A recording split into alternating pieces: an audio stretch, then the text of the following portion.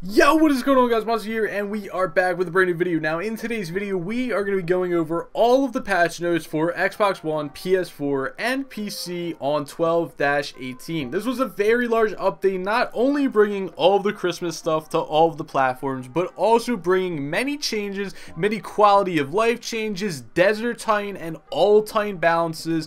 A lot of stuff changed, boys, and you guys are going to be very happy with this. I feel like I was very happy with this. I was also a little bit sad because Titans are a lot less overpowered now, but I know that's way better for Ark and the community, so that's good. Anyway, let's get into it. Alrighty, so starting off at the top, Raptor Claws. Basically, they brought it in. Raptor Claws spawns between 0 AM and 2 AM in-game. If you guys are on PC, once you guys are in-game, click the little H key. It'll display the time. Look up at the top left of your screen, and when it says 0000 and all the way up till 2 AM, that's when he will spawn, and he just drops gifts around the map. He spawns randomly. If you guys are wondering about more information on Raptor Claws and the Gacha Claws, go look at my newest video. You guys will see it over there as well. And also, they added in the Gacha Claws. Basically, it spawns where parasaurs will spawn, and it has holiday colors, so it's like green, red, and also it wears a Santa hat. It can't be tamed, and it doesn't like being near other wild dinos.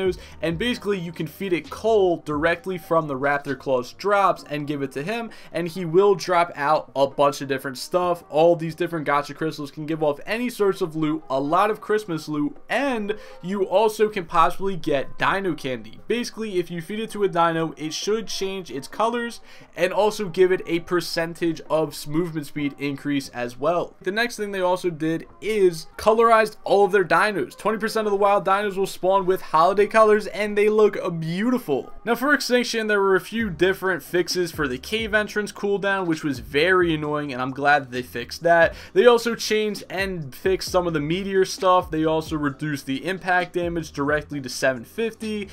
They also did some stuff with the fog, but let's skip over that, all the boring stuff, and let's go straight into the Titan changes. So, increased mech sword and pistol damage to Titans by approximately 9 and 3%, the pistol being 3, the sword being 9. That's very good because that means that you can now kill Titans quicker, and they always wanted the mech to beat the Titan the anti-Titan / Titan defense, so at least now they will possibly be a defense.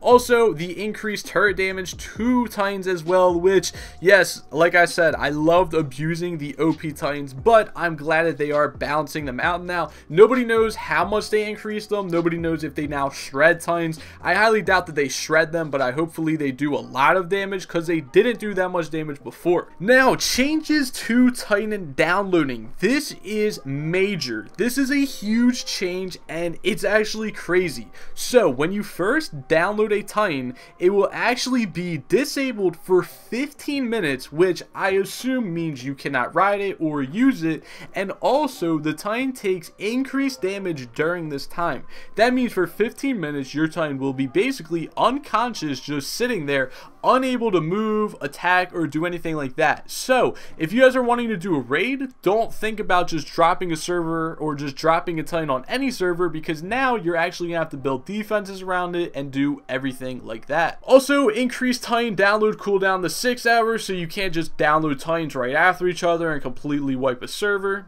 The Orbital Traps got buffed a little bit, really just the legendary one. The difficulty and the quality of the loot got buffed, so they're going to be a little bit harder while dropping better items as well. They also improved some of the dinos' AI and things like that. The Desert Titan now receives increased damage when it strikes itself with lightning. So basically, if you're riding your Desert Titan, you drop lightning down, you go into your lightning or drop lightning on yourself, and you get struck by your own lightning, it will now do increased damage. No clue how much, but hopefully it does a decent amount, so it's kind of like a penalty, and you're like, oh, alright, I can't spam lightning. Improvements to Desert Titan to follow to address the flying away. Actually, my first ever Desert Titan flew away and flew off the map, so hopefully they finally fixed this issue. I actually just got a response from one of the game managers over at Wildcard. They didn't say that they will replace my Titan. All they said is they're trying to fix the issue, but that was like a month ago, so I'm kind of past that. They also fixed the flocks for not defending properly. They improved the tail attack accuracy, which was much needed, and also also made the damage more consistent. And I had no clue about this, but they disabled cryoing the flock.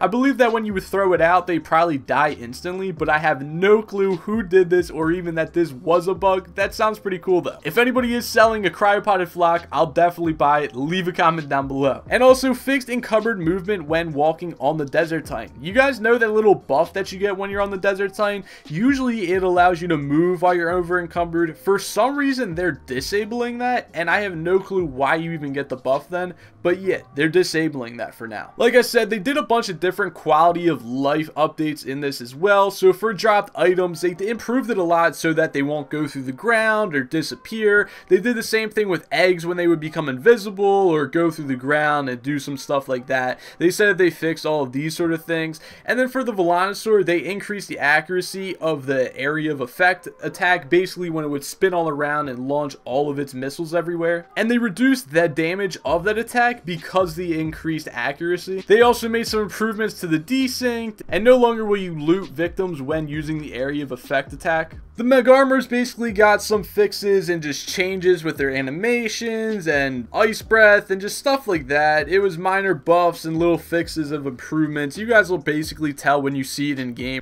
Ice Titan fixed the broken dino animation related to the ice breath and increased collision radius for shoulder corruption. One of the people on our server actually tried to tame the Ice Titan yesterday and it got glitched out, just like we tried to tame the Forest Titan a few weeks ago and that got glitched out. Hopefully this fix will fix all of the Titans except for the Desert Titan being glitched out, because every time we try to tame another one they always glitch out. Also for flyers, they improved flyer following when in water. I didn't even realize that. And they also added the whistle land flyer, so basically if you whistle at a flyer you can whistle it to just land directly on the ground, which is cool. I do like some of these like little things that they're adding in as well, because it shows that they're not only focusing on the DLC stuff, but they're also focusing on improving the entire game. Also a humongous, oh my lord, the biggest thing of this update, snow owls slowed down baby food consumption rate. Yes, wildcard, thank you so much, you're doing something right.